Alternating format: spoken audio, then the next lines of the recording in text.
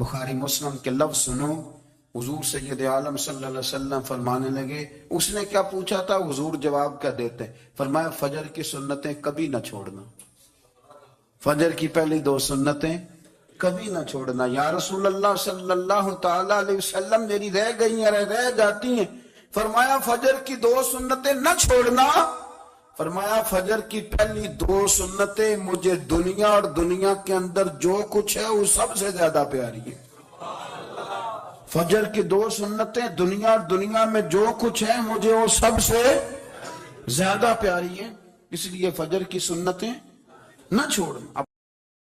اعلیٰ حضرت بریلوی رحمت اللہ نے 1000 کتاب لکھی ہے، لیکن الوظیفۃ الکریمہ کے نام سے جو وہ صبح و شام بظاہر پڑھتے تھے وہ الگ انہوں نے ان کو بیان کیا، پابندی کے ساتھ اپنی اللہ اللہ کرتے۔ شیخ شہاب الدین سہروردی رحمت اللہ علیہ اس پر ایک بندے نے اعتراض کیا، اس نے کہا جی آپ کس قسم کے صوفی ہیں، مرید بیٹھے ہیں اور آپ وہاں نفل پڑھ رہے ہیں۔ یہ بھی بڑا مسئلہ ہوتا ہے نا، جو بندہ ملنے آتا ہے وہ اپنے ٹائم کے حساب سے آتا ہے، اور پھر اس کا یہ بھی خیال ہوتا ہے کہ پیر صاحب جو ہیں وہ چونکہ درویش ہیں تو نہ انہیں روٹی کھانی چاہیے نہ سونا چاہیے، چونکہ وہ درویش ہیں، اور ہم چونکہ درویشوں کے ماننے والے ہیں لہذا ہمارا یہ طریقہ ہونا چاہیے کہ جیسے ہم کہیں درویش ویسے ہی کر جائے۔ حالانکہ جس کو آپ درویش کہیں گے آپ اس کی مانیں گے، آپ منوائیں گے نہیں، تمہارا مزاج ہوتا ہے۔ شیخ شہاب الدین پر لوگوں نے اعتراض کی، حضور لوگ ملنے آئے ہیں، زیارت کرنے آئے ہیں، بندے دعا کرانے آئے ہیں، اللہ اللہ کرانے آئے اور آپ نفل پڑھ رہے ہیں، کیا جملہ ہے، کیا حسن ہے، کیا خوبصورتی ہے۔ فرمانے لگے رب رسول سے مانگنے کے لیے مصلی بچھایا ہے، اگر وہاں سے مانگوں گا نہیں تو تمہیں دوں گا کیا، پہلے مجھے کچھ لے تو لینے دو، اگر میرے پلے کچھ ہے ہوگی تو آگے دوں گا نا، تو میں مانگنے گیا تھا کہ یا اللہ دے تیرے بندے لینے آئے دے، تو میں کچھ لوں گا تو آگے دوں گا نا۔ لیکن ہمارا یہ سٹیٹس، یہ مزاج، یہ شعور نہیں ہے، گپیں، کہانیاں، داستانیں، گفتگو، خطابت، واز، کیا بات۔ لیکن اگر کچھ کرنے کا کام ہو تو وہ نہیں ہم سے ہوتا۔ میرے نبی کریم علیہ السلام نے مصلی سے دل لگانے کا درس دیا، حضور نے توجہ دلائی، صحابہ اس ذوق کے حامل لوگ تھے، وہ کوشش کرتے تھے۔ جناب صدیق اکبر رضی اللہ تعالیٰ عنہ کا عبادت کا مزاج ہمیشہ قائم رہا۔ حضرت عمر فاروق ساری رات اللہ کے حضور کھڑے رہے۔ حضرت عثمان غنی رضی اللہ تعالیٰ عنہ عشاء کی نماز پڑھ کے 2 رکعتوں کی نیت باندھتے تھے، 15 سپارے پہلی رکعت میں پڑھ دیتے تھے اور 15 سپارے قرآن مجید کے دوسری رکعت میں پڑھ دیتے تھے۔ آپ نے نا حضرت عمر فاروق کے وصال کے بعد ان کی ایک بیوہ سے نکاح کیا، حضرت عثمان غنی نے نکاح کیا۔ وہ خاتون آپ کے نکاح میں آئیں تو عرض کرنے لگی امیر المومنین میرے لیے اعزاز تو بہت ہے کہ میں امیر المومنین کی بیوہ تھی تو امیر المومنین کی منکوحہ ہو گئی ہوں، لیکن حضور نہ تو میں جوان ہوں کہ میرے اندر رغبت ہوتی اور نہ میں اب اس قابل ہوں کہ کوئی خدمت کر سکوں، میرے ساتھ نکاح کی وجہ کیا بنی؟ تو عثمان غنی رو پڑے، فرمانے لگے میں نے عمر فاروق کو مسجد میں اپنے رب سے ڈرتے ہوئے دیکھا ہے، میں نے اسے روتے ہوئے دیکھا ہے، عدل کرتے دیکھا ہے، انصاف کرتے دیکھا ہے، امت کی خیر خواہی کرتے دیکھا۔ تمہارے ساتھ نکاح اس لیے کیا ہے کہ تم مجھے یہ بتاؤ کہ عمر فاروق گھر کے اندر اپنے رب کو کیسے راضی کرتے تھے، گھر کے اندر کیسے راضی کرتے تھے، وہ طریقے بتلاؤ، تم بتاتی جانا اور میں بھی اسی طرح گھر میں عبادت کروں۔ میرے رسول کریم علیہ السلام نے ارشاد فرمایا، حضور فرمانے لگے جس گھر میں اللہ کا ذکر ہوتا ہے وہ گھر زندوں کا ہے،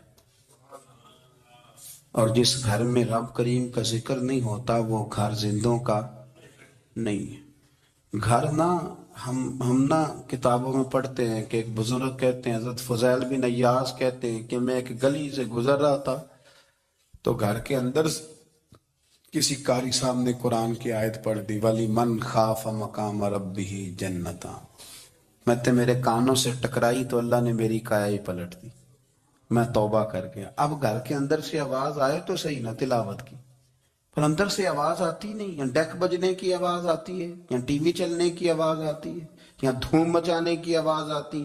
عبادت کا وہ جو خاص شوق تھا، وہ جو حسن تھا، وہ جو توانائی تھی، وہ جو بات تھی. ایک جگہ پہ ہم بیٹھے تھے تو وہاں ایک صاحب آئے اور انہوں نے آتے ہی کہا کہ مہربانی کریں ذرا مجھے مصلی دے دیں، میرے نہ کچھ نفل رہ گئے. تو میں نے وضو کر لیا تو کوئی مصلی مل جائے. مصلی انہیں دے دیا گیا، وہ مصلی لے کے چلے گئے. تو پیچھے ایک صاحب نے تبصرہ کیا، کہنے کتنا ریاکار بندہ ہے، لوگوں کو دکھا رہا ہے کہ میں نفل پڑھتا ہوں. ہے کو بات کرنے والی. میں نے اسے کہا، میں نے کہا تو مہربانی کرنا اس طرح کی ریاکاری تو بھی کر، پکڑ مصلی اور جا تو بھی تھوڑی ریاکاری کر کے آ، اٹھ ذرا شکر کر. کوئی یہ ریاکار بھی ملا ہے، کوئی نفل پڑھ کے ریاکاری کر رہا ہے. اللہ کا میں کہتا ہوں کو پڑھے تو صحیح نہیں. یار یہ کوئی دور ہے نفل پڑھنے کا؟ اس میں تو لوگوں کا مزاج ہی نہیں، طبیعت ہی نہیں. میں نے کہا چل مہربانی کر، یہ لے مصلی اور تو بھی جا تھوڑی سی یا کر یا ریاکاری کرو تو صحیح نا. مزاج ہی نہیں، ذوق. جمعے کی نماز پڑھ کے یوں دنیا بھاگتی ہے، او ہو پتہ نہیں کون سی پیچھے آگ تھی جو بجھائی جائے گی. اور آج تک لوگ مسئلہ پوچھ رہے ہیں کہ جمعے کی بعد والی سنتیں کتنی ہوتی ہیں. میں نے کہا کتنے سال ہو گئے جمعہ پڑھتے، کتنے سال ہو گئے، ابھی تک سنتوں کا نہیں پتا. ابھی تک نہیں علم کے پہلے کتنی رکھتے ہیں اور بعد میں کتنی رکھتے ہیں. فجر کی سنتیں کب پڑھنی چاہیے؟ سنو فجر کی سنتوں کے بارے میں. میرے رسول کریم سید عالم صلی اللہ تعالی علیہ وسلم سے ایک صحابی نے پوچھا تھا، حضور میری فجر کی سنتیں رہ گئیں یا رہ جاتی ہیں تو حکم کیا ہے؟ کیا انداز ہے حضور کا، اپنا ذوق، اپنی طبیعت. ہم نے نا ذوق غلط بنا لیا. اگر 20 بندے کہہ بھی دیں گے تو نے بڑی شاندار تلاوت کیا تو کیا اس سے بنے گا؟ 100 بندہ کہہ بھی دے تیری کیا بات ہے، کیا بات ہے نعت خاں کی، کیا بات ہے علامہ صاحب کی، پیر صاحب کی، پیر مہر علی شاہ صاحب رحمت اللہ علیہ. آپ تشریف فرما تھے تو آپ کے ایک ہی بیٹے بابو جی جن کو کہا جاتا ہے، جس دن صاحبزادے پیدا ہوئے تو خادم نہ وہاں سے نکلا. ان لوگوں کے شوق اور طرح کے تھے نا، تو ان کی توجہ بھی اپنے شوق کی طرف رہتی. تو خادم نکلا اندر سے، پیر صاحب مبارک ہو، پیر صاحب مبارک ہو، پیر صاحب مبارک ہو، پیر صاحب مبارک. وہ شور کر رہے ہیں تو پیر صاحب کو وجد ہو گیا، اللہ اکبر اللہ اکبر اللہ. وہ کیا ہوا، کس بات کی مبارک دے رہے ہو؟ عرض کی حضور اللہ نے بیٹا دیا. تو آپ فرمانے لگے اچھا حضور آپ کیا ہوا، آپ تو پریشان ہو گئے. فرمانے لگے جب تو نے 3 دفعہ کہا نا مہر علی کو مبارک ہو تو میں سمجھا تھا شاید تجھے کسی نے بتا دیا ہے کہ مہر علی سے اللہ راضی ہو گیا. میں سمجھا تھا کہ شاید تو یہ خبر لے کے آیا ہے کہ کسی نے بتایا ہے کہ مجھے آج خبر ملی ہے کہ مہر علی سے رب اچھا پتر ہوا ہے. الحمدللہ اللہ کا شکر ہے. پر میرے لیے مبارک کا دن وہ ہوگا جب میرا رب کہے گا کہ میں مہر علی سے راضی ہوں. میرے محبوب کہیں گے کہ میں مہر علی سے. آپ بات کو سمجھیں. شوق ہی کسی اور طرف تھا، دل ہی کہیں اور لگا ہوا تھا، طبیعت ہی کہیں اور مائل تھی. کوئی وظیفہ پوچھتے تھے تو پڑھتے تھے وہ لوگ، کچھ اللہ اللہ انہیں بتائی جاتی تھی تو کرنے کا ذوق رکھتے تھے، طبیعت تھی، قائل تھے. حضرت ربیع کہتے ہیں میں بڑی دور سے سفر کر کے گیا حضرت اویس کرنی سے ملنے، بڑی دور سے. اور جب میں پہنچا تو فجر کا وقت تھا. تو حضرت اویس کرنی کو میں نے پا لیا. تو وہ نماز پڑھ کے نا قرآن شریف لے کے بیٹھ گئے. فرماتے ہیں اشراق چاشت کا وقت ہوا تو نفلوں کی نیت باندھ لی. محدث ابن الجوزی نے لکھا ہے، فرماتے ہیں پھر جب زوال کا وقت ہوا تو مسجد میں جھاڑو دینے لگ گئے. زور کی نماز پڑھ کے تو عصر کی تیاری تک وہ مسجد میں بیٹھے رہے. اور میرے نبی پاک علیہ السلام نے فرمایا جو نماز کے انتظار میں بیٹھا ہو وہ نماز ہی میں ہے، وہ نماز ہی میں ہے. فرمایا میری دنیا میری امت کی جو رہبانیت ہے نا وہ اتنی ہے کہ نماز کا انتظار کرے. اذان کے بعد نماز کا یہ راہب ہیں، یہ اس وقت چھوڑ کے بیٹھے ہیں سارا کچھ. فرماتے ہیں عصر تک انہوں نے اللہ اللہ کی، پھر مغرب تک کی، عشاء کی نماز ہوئی تو وہ نماز پڑھی تو وہ تھک گئے. اب مجھے وہ فارغ ہو مصلی چھوڑے تو میں ملاقات کروں نا. یہ آپ حیران نہ ہو کہ اتنی دیر بندہ کیسے اللہ اللہ کر. ہم نے کی نہیں نا اس لیے ہم پریشان ہیں. جو عادی ہوتے ہیں وہ کر بھی لیتے ہیں، وہ یہ کام میری بات کی سمجھ آ رہی ہے؟ جب جاتے ہو کسی دفتر میں تو 8 گھنٹے کھڑے رہ لیتے ہو نا، مجبوری ہوتی ہے تو کھڑے رہا جا سکتا ہے۔ پاسپورٹ کے دفتر بولیے، امیگریشن کی لائنوں میں، اور میں نے تو امبیسیوں میں بندے 12 گھنٹے پہلے جا کے کھڑے دیکھے، رہ لیتے ہیں کھڑے۔ تو اگر ان کاموں کے لیے رہا جاتا ہے تو اللہ رسول کے لیے بھی کھڑے رہا جا سکتا ہے۔ تو فرمانے لگے کہ جب عشاء کی نماز کے بعد آخر انسان تھے، تھک گئے، نیند کا غلبہ ہوا، تو تھوڑی ایسے آنکھ بند ہوئی تو کھلی تو رونے لگے۔ حضرت اب ایسے کر لیا، رو کے کہنے لگے مالک مجھے غافل تو نہ کر، ابھی میں نے کیا بھی کچھ نہیں، دن ختم ہو گیا، کوئی نفل نہیں، کوئی اللہ اللہ نہیں، اللہ مجھے غافل نہ کر، میری مدد فرما۔